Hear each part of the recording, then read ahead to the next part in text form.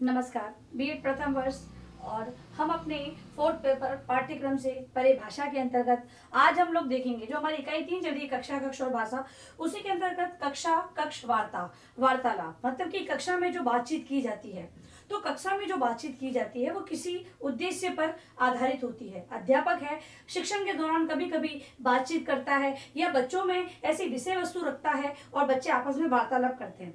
तो ये सारी वार्तालाप होती है वो विषय वस्तु को समझाने के लिए होती है और अध्यापक होता है वो अपने उद्देश्य को पूरा करने के लिए इस वार्तालाप को करता है। आइए हम लोग कुछ बिंदुओं के माध्यम से या हम लोग इसकी जो कक्षा कक्ष वार्तालाप है उसके बारे में चर्चा करते हैं। सामान्य रूप से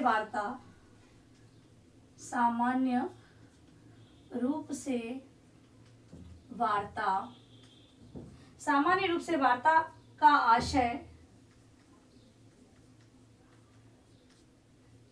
संप्रेषण से किया जाता है। संप्रेषण मतलब आदान प्रदान से किया जाता है। संप्रेषण से किया जाता है। वार्ता की प्रक्रिया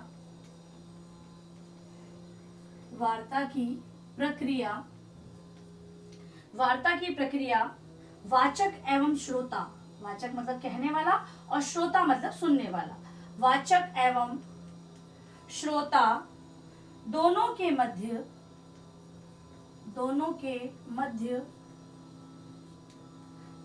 मध्य संपन्न होती है। बात समझ में आई? दोनों, वाचक मतलब कहने वाला और श्रोता मतलब सुनने वाला, दोनों के मध्य होती है। कहने वाला कहता है और जो श्रोता होता है वो सुनता है। वार्तालाप का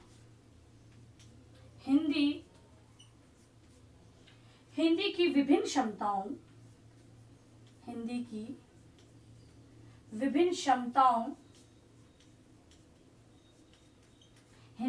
क्षमताओं को विकसित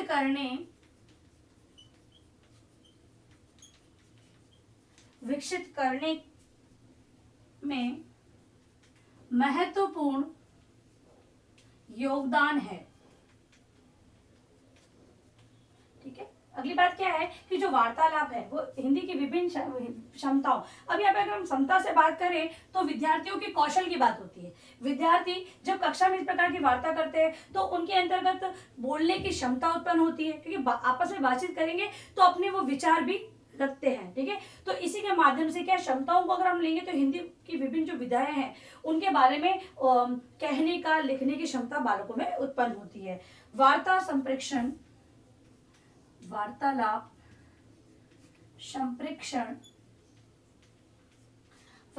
संप्रेषण विचार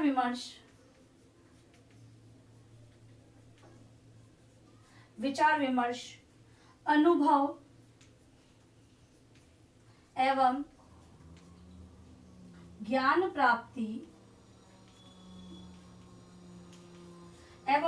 प्राप्ति का वह साधन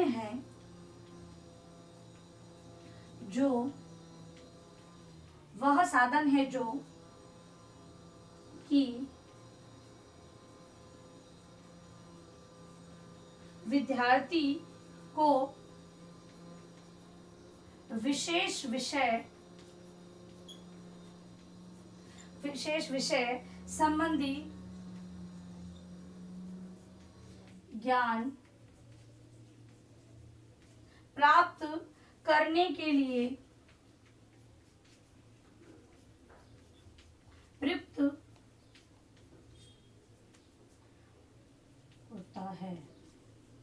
ठीक है, वार्तालाप संप्रेषण विचार विमर्श अनुभव ज्ञान प्राप्ति का वह साधन है जो विद्यार्थी को विशेष विषय संबंधी ज्ञान प्राप्त करने के लिए प्रयुक्त होता है। ठीक है, अब एक वार्तालाप के माध्यम से बालक किसी विषय वस्तु को मतलब कि अगर किसी कोई भी टॉपिक है, ठीक है, बच्चों को अगर उस पर विचार विमर्श करने दिया जाता है तो बहुत सारे तथ्य उनके सामने आते हैं, सही गलत की उन्हें पहचान होती है। ठीक है, अगर मान लो अगर प्रस्तुतिकरण की बात कर दी जाए तो विद्यार्थी है वो उनमें प्रस्तुतिकरण की क्षमता उत्पन्न होती है कि किस प्रकार उन्हें प्रस्तुतिकरण करना चाहिए। तो ये सारी चीजें हैं वो वार्तालाप के माध्यम से ही होती है। अब हम देखेंगे वार्तालाप के प्रकार।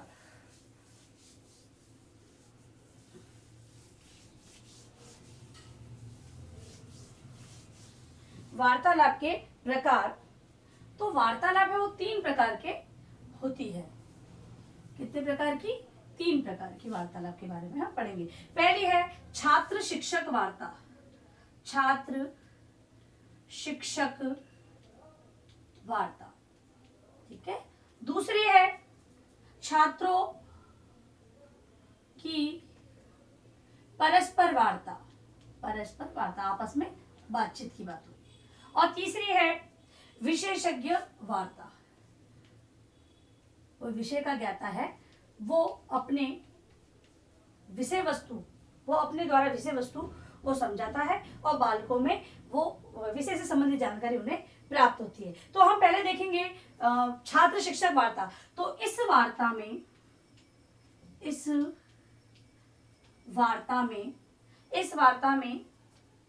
वार्ता के अंतर्गत शिक्षक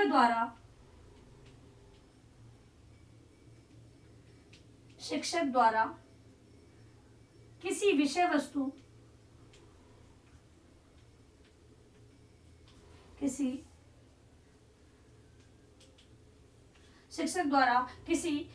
वस्तु, पर अपने विचार प्रस्तुत किए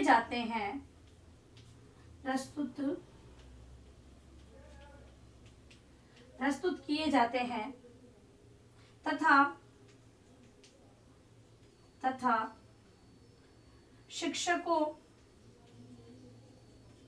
द्वारा अंत में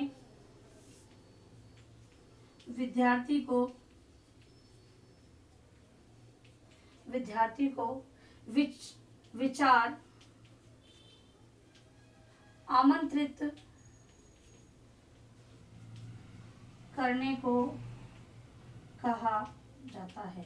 देखिए, पहला प्रकार है हमारा छात्र शिक्षक वार्ता। छात्र शिक्षक वार्ता के अंतर्गत अध्यापक है वो विषय वस्तु को प्रस्तुत करता है विद्यार्थियों के सामने और अंत में विद्यार्थियों से कहता है कि आप इस विषय के बारे में किस प्रकार जानकारी देंगे। तो विद्यार्थी है मतलब उसको आमंत्रित करना, विचारों को आमंत्रित करना, अवसर देना विद्यार्थियों को अपने विचार प्रस्तुत करने के लिए, ठीक है। अब है छात्रों की परस्पर वार्ता।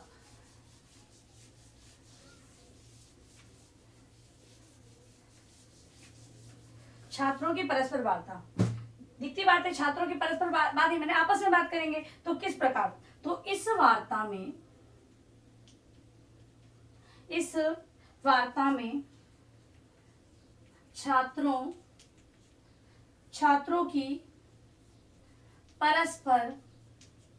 छात्रों की परस्पर वार्ता का आयोजन किया जाता है।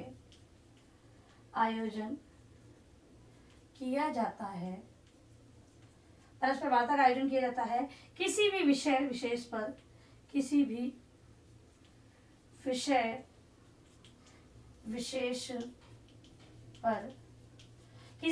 विशेष पर सभी छात्रों को विचार प्रस्तुत करने के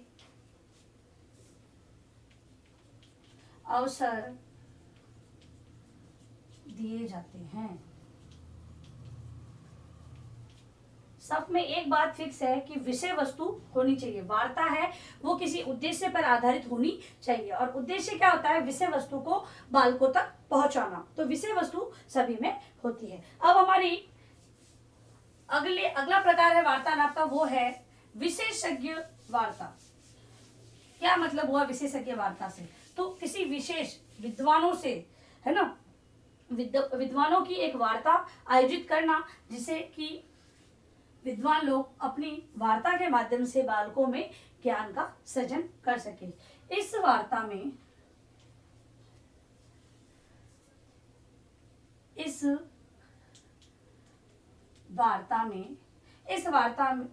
के अंतर्गत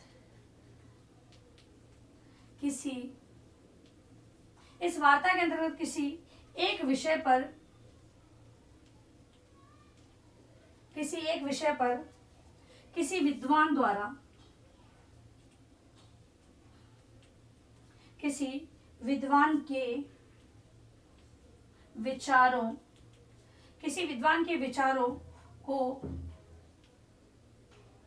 को सुना जाता है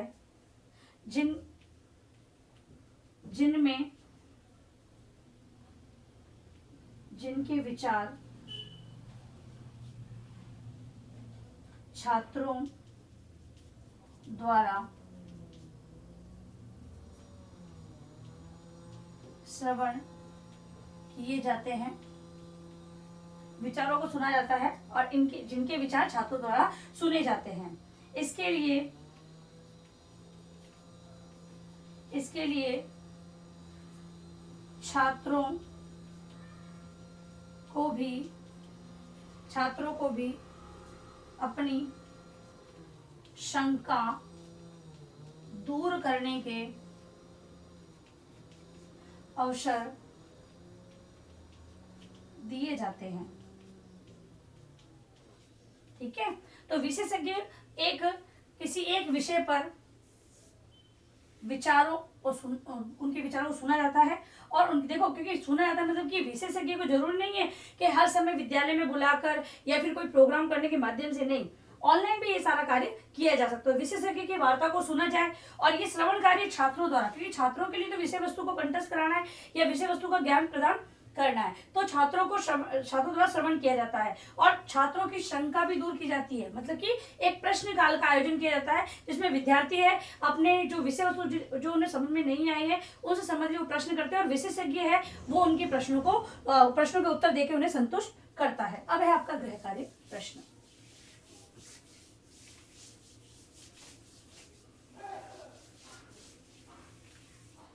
गृह कार्य प्रश्न में आप लिखेंगे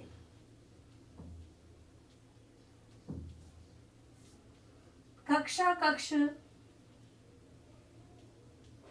वार्तालाप से क्या तात्पर्य है? कक्षा कक्ष वार्तालाप से क्या तात्पर्य है? इसके प्रकारों को समझाइए।